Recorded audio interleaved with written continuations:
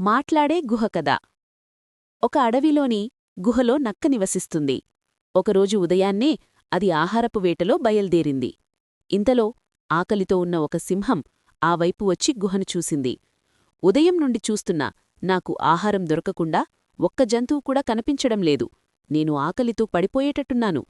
ఈ గుహలో ఏదైనా జంతువు ఉంటే తింటాను అని సింహం భావించి గుహలోకి వెళ్ళింది. కొద్దిసేపటికి నక్క తన నివాసమైన గుహవద్దకు వచ్చి సింహం అడుగుజాడలను గుర్తించింది. ఈ అడుగుజాడలను బట్టి నాకు అపకారం చేసే శత్రువులు ఈ గుహలో ప్రవేశించినట్లున్నారు.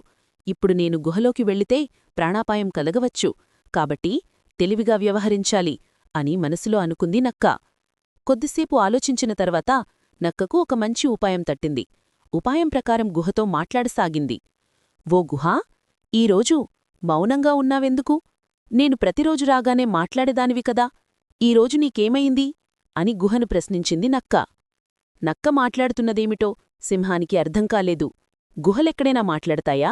అయినా నేను మాట్లాడకపోతే నక్క గుహలోపలికి రాదు, నోటివద్దకు వచ్చిన ఆహారం దూరమవుతుంది. తెలివిగా వ్యవహరించాలి అని భావించింది సింహం. ఇందులో నక్క తిరిగి ఏదో మాట్లాడింది. అందుకు సింహం వదిలిస్తూ, అదేంకాదు మిత్రమా, నీకంటే నాకెక్కువెవరు, గుహలోపలికిరా అని సింహం అన్నది. సింహం మాటలు విన్న నక్క గుహలోపలి తనకు హానిచేసేవారున్ననని తెలుసుకుంది. లోపలికి వెళితే ఆ క్రూర మృగానికి తాను బలి కాకతప్పదని భావించిన నక్క వెనుతిరగకుండా పరుగులు తీసి సుదూర ప్రాంతానికి వెళ్లి ప్రాణాలను రక్షించుకుంది. అడవికి రాజుననుకున్న సింహం సైతం తన తెలివితక్కువతనంతో నోటివద్దకు వచ్చిన ఆహారాన్ని పోగొట్టుకుంది.